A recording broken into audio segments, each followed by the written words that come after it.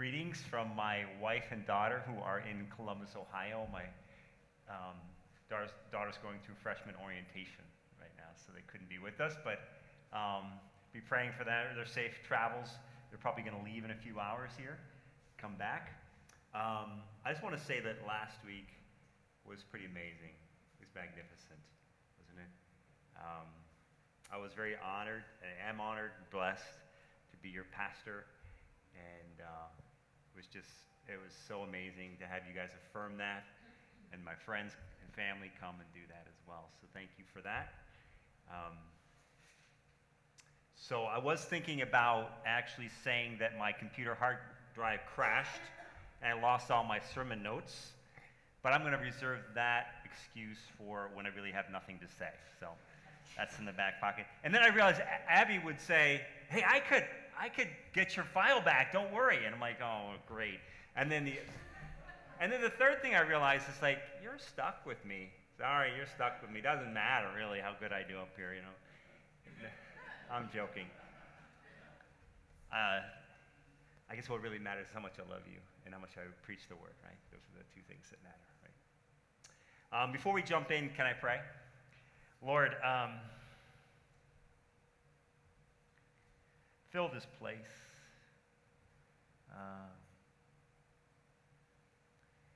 We are weak vessels. We're frail at times, but you love us and you care for us. We need you. Fill us with your spirit. May the words of my mouth and meditation of my heart be pleasing in your sight.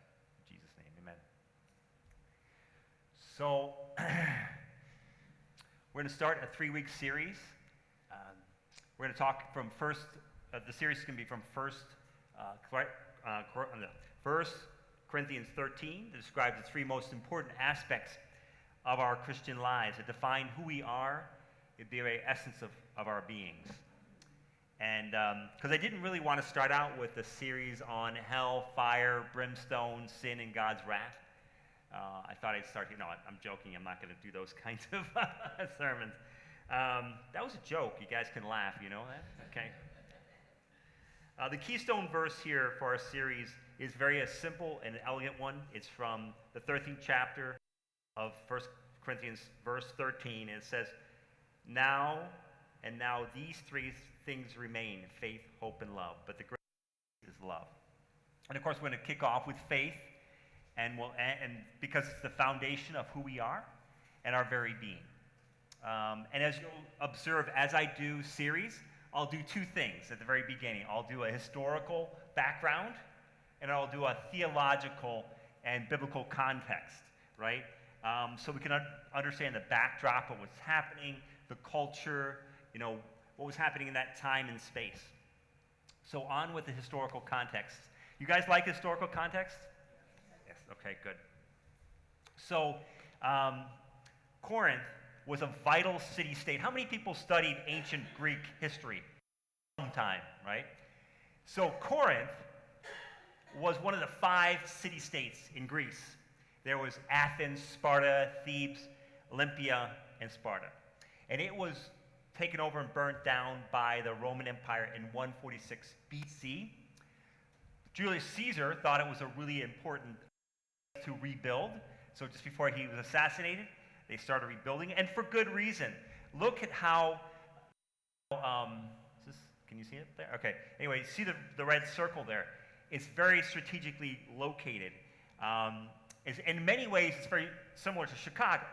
Chicago in 1850 had 30,000 residents, 30,000. 50 years later, it had 1.7 million people, a 60 times. Why? Because it was the middle of the railroads going east-west. The stockyards, Chicago stockyards came. All cattle came here and was slaughtered, right? Not a great thing to think about on a Sunday morning, right? It was a Great Lake, and so the Great Lake, there were canals, and goods would come from the East Coast, from New York and other cities, through the canal system to Chicago, and then back, right? And in 1900, they reversed the flow of the Chicago River. Do you know that? They reversed the flow, and so goods could go from Chicago to the Mississippi River, down to New Orleans and out. It was the center of the transportation, right? There were warehouses, wholesaling.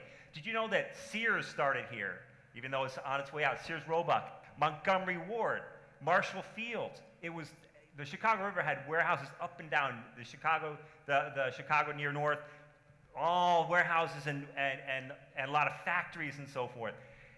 It was the center of commerce in the Midwest. Similar to Corinth in a way. If you look at it, you see where Corinth is. It's on the isthmus. Can you guys say that? Isthmus. Like Christmas, but isthmus. And it's a strip of land set with sea on either side that connect two pieces of land.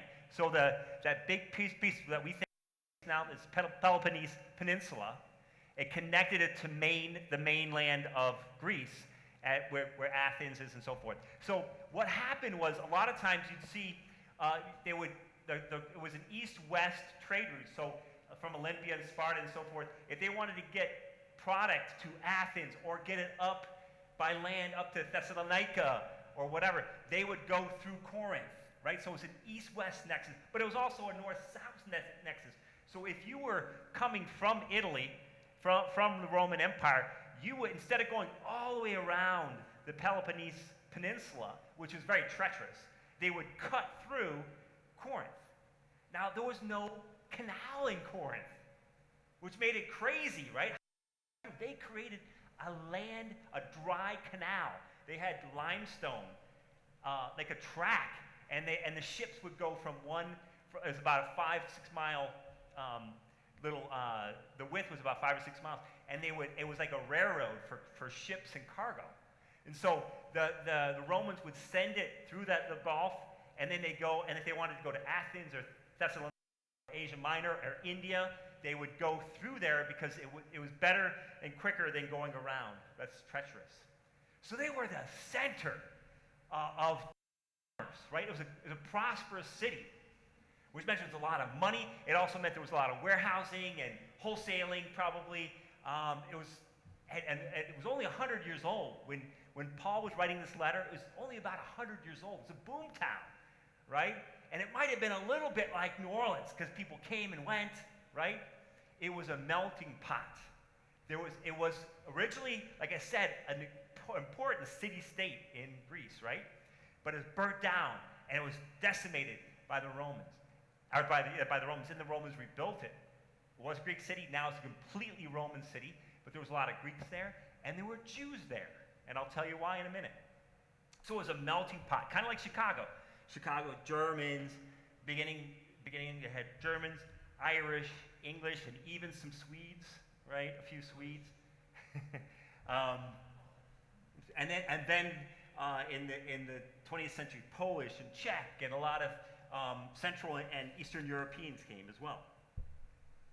So it was a very prosperous city, and so now let me move to the theological background. So Paul came and founded this church on his second missionary trip, and guess who helped him start it? Anyone? Anyone? Priscilla and Aquila. Because they were kicked out of Rome. Why were they kicked out of Rome? Because Jews and Jewish Christians, the Jews kind of hated Jewish Christians, and there was a lot of ruckus. And Emperor Claudius said, "You're out. Get out of Rome." So a lot of the Jews and Jewish leaders, Jewish Christians, had to leave. So that's why Priscilla and Aquila were in Corinth and helped him start the church. Now, one of the reasons why he's writing this letter is he heard some pretty negative reports about some crazy happenings. If you read the first 12 chapters of Corinthians, it's very much an instruction manual. It's very instructive. It's very prescriptive. He's basically saying, you guys are doing some pretty crazy things. It was destructive behavior, socially, personally. There was some misunderstandings, misperceptions. And so it's really interesting when you get to the book, the 13th chapter, because it's a complete flip. And we will do an expository study on 1 Corinthians eventually in the years to come. But let me describe five of the major things that Paul was writing towards. And they're all bad things, and they all begin with the letter D, okay? And it's not what you think. Okay, so the very first one is divisions. The D word is divisions. I follow Paul. I follow Apollos. I follow Cephas. I follow Christ in 1 Corinthians 1.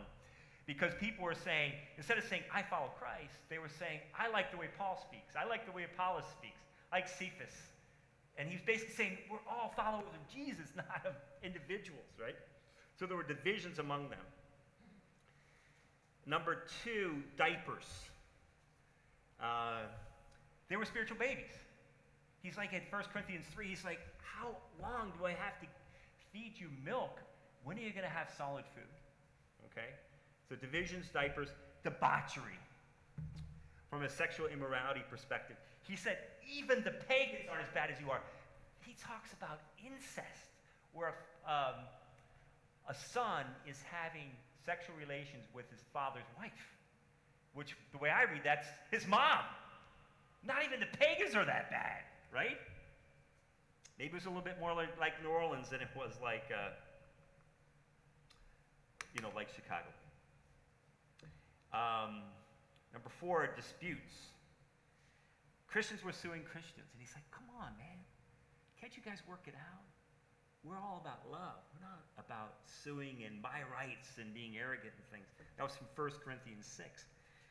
And then he calls out, and I'll do a sermon on this, a little bit of discrimination from a class perspective, which to God, any kind of discrimination is deplorable to God. Any kind of hatred is deplorable to God, based on gender and race and class and so forth. So he's basically trying to get them to understand this. These people were pretty messed up, and it might remind us a little bit about America. But Paul loved them. He was generous in the way he wrote them. And then you get to chapter 13, and it's like 180, complete 180. The style, the cadence, the content, almost the genre completely changes from instructions, and here's what you need to do, and here's your misunderstandings, and here's how you need to live. You're a holy temple of God. Don't you know that God lives in you? And then he does the love chapter that you hear in a lot of weddings. And it flipped the entire book. I've never seen such a 180 in a book like this. And we'll talk about that more in a couple of weeks. But faith, hope, and love, the greatest of these is love. I hope by the end of today we have a little better understanding about what faith is, because it's our foundation of who we are. We're going to jump into faith, and we're going to go to Hebrews 11 in a bit to talk about the Hall of Fame of some faith people there, right? It's like the Faith Hall of Fame. But before we do, I'd like to talk about stuff we in America kind of put our faith in, or we have in the past, that seemed very steadfast, unfaltering, but now seem maybe less reliable, less faithful than before. Higher education. We believe, don't we, that if we go to college, and now maybe if we go to grad school, we're going to have a good life, secure job, source of income, we're going to get ahead, right? So how many people here have kids that are in grade school, junior high, or high school? Raise your hand. Okay, what grades what do you guys grades are you in? In 6th and 4th grade. Anyone else? Third. How about Joseph's kid? He just walked down. What? Third and 6th. Shiner, how about you? 3rd and 6th. Same, okay. Right? Do you know what grade I'm in? 26th grade. 26th grade. Okay? It's because I couldn't learn. I had to take the same year over and over again. But I love education, right? I've got my 2 masters and a PhD. So I think education is awesome. I think learning is awesome. Continuous education is awesome. But guess what? It's not really clear for a lot of people that education's worth it anymore.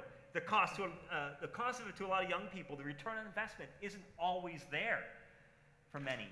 Americans owe $1.5 trillion. They're talking about that as being the next crisis in America from a debt perspective. Every year, 1 million more people default on their student loans. It's estimated that in 4 years, 40%, 2 out of 5 borrowers will default on their student loans. 40% of that $1.5 trillion. That's why they're saying it might be a crisis. A college education is no longer that guarantee for success, that you're going to make enough money to pay back the loan. But it's not surefire, is it? But we invest in it, don't we? Anyway. Clara and Kathy are in Columbus. We have saved since she was essentially born for her education. But our faith in the college education has been shaken.